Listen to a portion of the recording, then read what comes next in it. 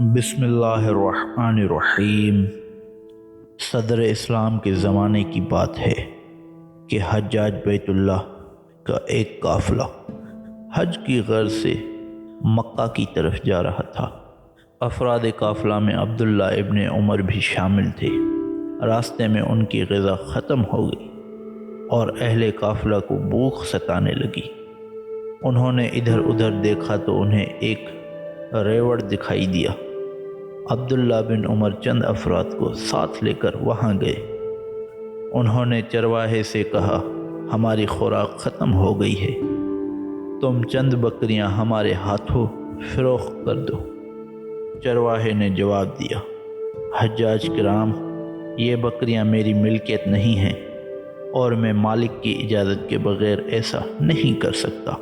عبداللہ بن عمر نے کہا، تم اپنی منہ مانگی قیمت پر کچھ بکریاں ہمارے حوالے کر دو، اس کے مالک کو اس کا پتہ نہیں چلے گا، اور اگر بالفرض اسے معلوم ہو جائے تو اس سے کہنا کہ بھیڑیے نے ریوڑ پر حملہ کیا تھا اور اس نے چند بکریاں مار ڈالی تھیں۔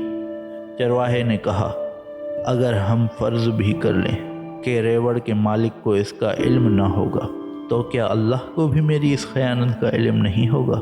میرا یہ فعل مالک کی نگاہوں سے مخفی رہ جائے گا، لیکن کیا یہ میرا فعل خدا کی نگاہوں سے بھی چھپا رہے گا؟ یہ سچ ہے کہ ان بکریوں کا مالک موجود نہیں ہے، تو کیا ہمارا پروردگار بھی موجود نہیں ہے؟ اور کیا وہ ہمارے اعمال کو نہیں دیکھ رہا؟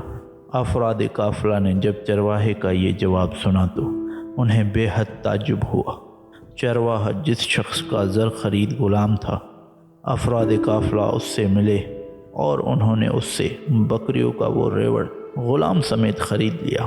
پھر انہوں نے غلام کو آزاد کر دیا اور اس سے کہا کہ آج سے تم آزاد ہو اور یہ بکریوں کا ریوڑ آج سے تمہاری ملکیت ہے۔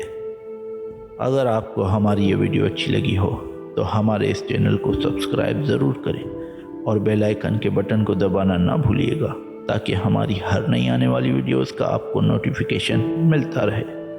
اور ہاں، ویڈیو کو لائک، شیئر اور کمنٹ کیے بغیر کہیں نہ جائیے گا۔ اللہ حافظ۔